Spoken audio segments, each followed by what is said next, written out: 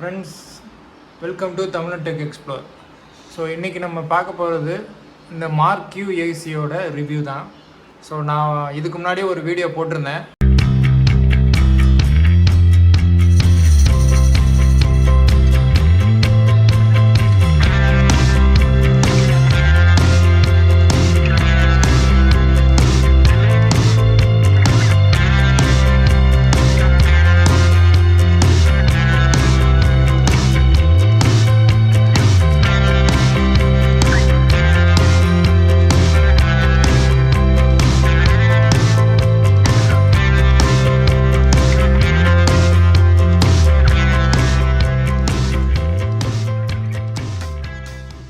So எல்லோரும் இந்த ஏசியோட review இப்போ என்ன சொல்லுங்கள் அப்படின்னு கேட்டிருந்தீங்க.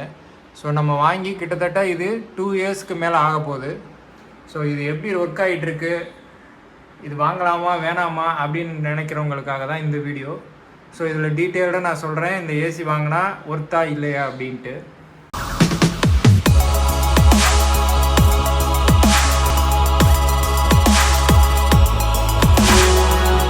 ஸோ நான் சென்னையில் இருந்தேன், இப்போது நான் என்னோடய நேட்டிவ்க்கு வந்துட்டேன்.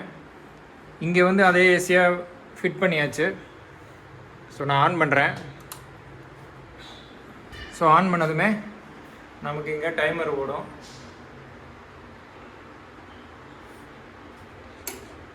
ஓகே, டைமர் முடிஞ்சது. ஸோ ஏசி நமக்கு ஆன் ஆயிடுச்சு. ஸோ ஏசி ஆன் பண்ணுறேன்.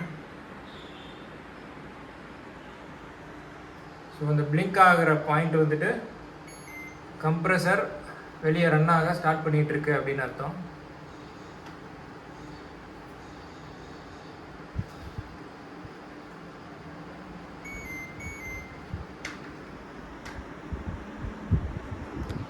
ஸோ வெளியில் கம்ப்ரெசர் ரன் ஆக ஆரம்பிச்சிருச்சு.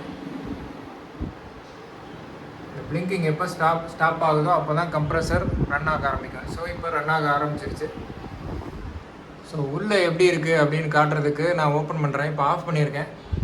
ஸோ ஒரு 60 செகண்ட் கவுண்ட் ஓடும். ஸோ அது வரைக்கும் ஸ்லோவாக ஃபேன் மட்டும் ரன் ஆகிட்ருக்கும். கம்ப்ரெசர் கொஞ்சம் கொஞ்சமாக ஆஃப் ஆகும்.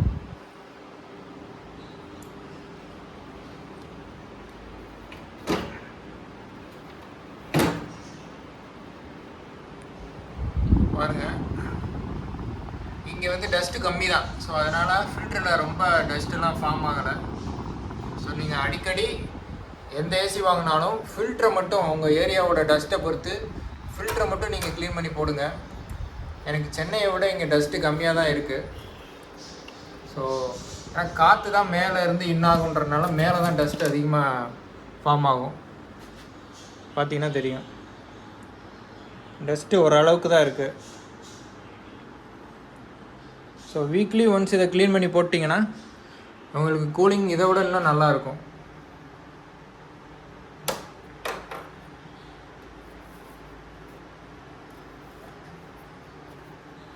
ஸோ எல்லாமே ஒர்க்கிங் எல்லாமே பக்காவாக இருக்குது.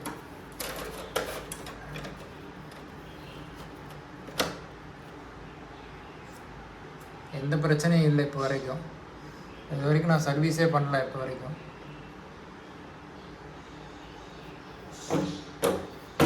சென்னையிலேருந்து கலட்டியிருக்கேன், அப்புறம் இங்கே கொண்டு வந்து மாட்டியிருக்கேன், அவ்வளோதான்.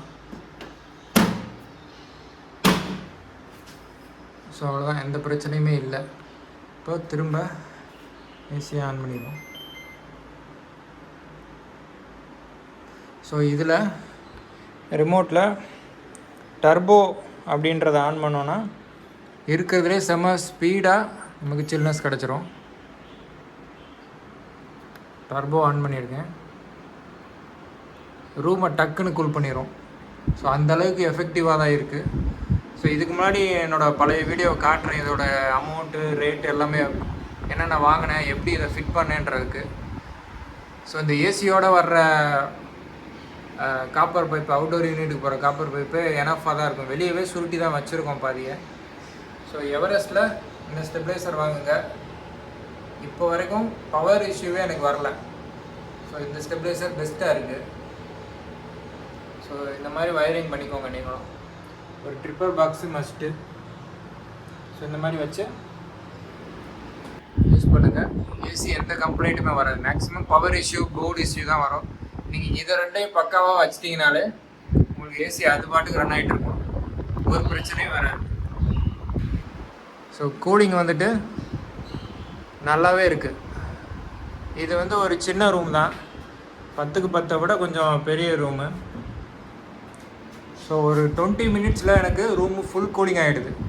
ஸோ வாங்கி நான் இப்போ வரைக்கும் கேஸ் ரீஃபில் பண்ணவே இல்லை. ஸோ ஃபஸ்ட்டில் இருக்கிற கேஸ் தான் இப்போ வரைக்கும் அப்படியே இருக்குது. இன்னும் நான் ரீஃபில் பண்ணவே இல்லை. ஆனால் கூலிங் குறையவே இல்லை, கம்ப்ளீட்டாக சில்லுன்னு இருக்குது. ஸோ நான் 3 ஸ்டார் ஏசி வாங்கியிருக்கேன் மார்க்யூவில், இன்வெர்ட்டரோட. ஸோ இதோட கூலிங் வந்து இப்போ வரைக்கும் குறையலை, இன்னும் ஒர்த்தாக தான் இருக்குது. ஸோ இது வாங்கணும்னு நினைக்கிறவங்க வாங்கலாம். ஸோ இதுதான் ஏசியோட என்னோடய ஃபுல் கம்ப்ளீட் செலவு பண்ணதோட லிஸ்ட்டு. ஸோ ஏசியோட அமௌண்ட் வந்துட்டு 25,500. பட் ஆனால் இப்போது வந்து காஸ்ட் ஒரு 4,000 இன்க்ரீஸ் ஆகிருக்கு. இப்போது 4 ஸ்கொயர் வயர் வந்துட்டு என்னோடய வீட்டில் வந்து மெயின் ஜங்ஷன் பாக்ஸில் இருந்து நான் ஏசி ஃபிட் பண்ண போகிற இடத்துக்கு வந்துட்டு 35 மீட்டர்ஸ் வந்துச்சு. அதாவது டபுள் வயரோட லென்த்து தான் அது, 35 மீட்டர்ஸு. ஸோ நான் வீடியோவில் வந்து 3 ஸ்கொயர்னு சொல்லியிருப்பேன், பட் ஆனால் அது 4 ஸ்கொயர். ஸோ அதோட அமௌண்ட்டே வந்துட்டு 1,500க்கு மேலே. தென் அதுக்கப்புறம் 1.5 ஸ்கொயர் வயர் வந்துட்டு 17 மீட்ரு. அது எதுக்கு அப்படின்னா அதோட எர்த்துக்கான வயர் வந்துட்டு. ஸோ அதுவும் வாங்க வேண்டியதுன்றதுனால அது ஒரு 17 மீட்ரு, அது 300 சம்திங் வந்தது. அதுக்கப்புறம் 25 ஆம்பில் ஒரு எம்சிபி பாக்ஸ், அதாவது நம்ம ட்ரிப்பர் பாக்ஸ் பார்த்தோம்ல. ஸோ அது வந்துட்டு அதிலே கண்ட்ரோலோட, ட்ரிப்பர் கண்ட்ரோலோடு இருக்கிற பாக்ஸ் வாங்கிக்கிட்டிங்கன்னா அது பெஸ்ட்டு. ஸோ அதோட அமௌண்ட் வந்துட்டு 590, 600. அப்புறம் ஸ்டாண்டு. ஸோ நான் ஹெவியான ஸ்டாண்டு தான் வாங்கினேன். ஸோ அதுவே 490 ஆகிடுச்சு. அதுக்கப்புறம் ஸ்டெபிளைசரை பற்றி நான் ரிசர்ச் பண்ணுறப்போ அதுலேயே 2-3 மாடல் இருந்தது. ஸோ 1.5 டன்னுக்குனா 4 kVBயில் தான் வாங்க சொன்னாங்க எவரெஸ்ட்டில். 4 kVBனா எவ்வளோ ஹெவியான ஏசி போட்டாலும் அது தாங்கக்கூடிய மாதிரி இருக்கும் அப்படின்னாங்க. ஸோ ஃப்யூச்சர்லேயும் நமக்கு ஏசியோட டன் இன்க்ரீஸ் பண்ணுறோன்னா இந்த ஸ்டெபிளைசரே யூஸ் ஆகும் அப்படின்னாங்க. ஸோ அதனால் அமௌண்ட்டு பரவாயில்ல, கூட இருந்தாலும் பரவாயில்ல அப்படின்ட்டு தான் நான் எவரெஸ்ட்டில் இந்த மாடல் வாங்கினேன். ஸோ அது 3,100 வந்தது. ஸோ இதில் வந்து 5 years வாரண்ட்டி இருக்குது இந்த ஸ்டெபிளைசரில். ஸோ அதுக்கப்புறம் ட்ரைனிங் பைப்பு, அப்புறம் அதோட இன்சுலேஷன் டேப்பு, அப்புறம் ஒயிட் சிமெண்ட் அதெல்லாம் சேர்த்து அது ஒரு 300 சம்திங் வந்தது. ஸோ எலக்ட்ரீஷியனோட ஃபிட்டிங் சார்ஜ் அப்படின்னு பார்க்கும்போது அதுவே 1,800 ஆகிடுச்சு. ஸோ இந்த காலத்தில் எலக்ட்ரீஷியனோட சார்ஜ் தான் ரொம்ப அதிகமாக இருக்குது. ஆனால் ஏசி இன்ஸ்டாலேஷன் சார்ஜ் வந்துட்டு எனக்கு 1,600 வந்தது. ஸோ அவர் தெரிஞ்சவர்ன்றதுனால பக்காவாக எல்லா ஒர்க்கும் ஒருத்தரே வந்து பார்த்துட்டு ஸோ 1,600 தான் சார்ஜ் பண்ணார். ஸோ அது என்னை பொறுத்த வரைக்கும் கன்வீனியண்ட்டாக இருந்தது. ஸோ டோட்டலாக ஒர்த்துன்னு பார்க்கும்போது 35,000க்கு மேலே நான் ஃபிட் பண்ணுறப்போ, அது அந்த வின்டர் டைமில் ஃபிட் பண்ணுறப்போ இந்த அமௌண்ட் வந்தது. இப்போது நிறையா வேரி ஆகலாம், ஏன்னா சம்மர் சீசனில் வந்துட்டு எல்லாமே ரொம்ப ஏசி ஃபிட் பண்ணுறதை பற்றி இருப்பாங்க. ஸோ அவங்களும் பிஸியாக இருப்பாங்க, ஏசி இன்ஸ்டாலேஷன் பண்ணுறவங்களும். ஸோ ஏசியோட ரேட்டுமே இப்போலாம் இன்க்ரீஸ் ஆகிடுச்சு. ஸோ அதெல்லாம் பார்த்து செக் பண்ணி வாங்குங்க. நான் என்னோடய வீட்டுக்கு பக்காவாக இந்த அமௌண்ட்டுக்குள்ளே கொண்டு வரணும்னு நான் சர்ச் பண்ணப்போ என்னால் இந்த அளவுக்கு 35 கொண்டு வர முடிஞ்சது.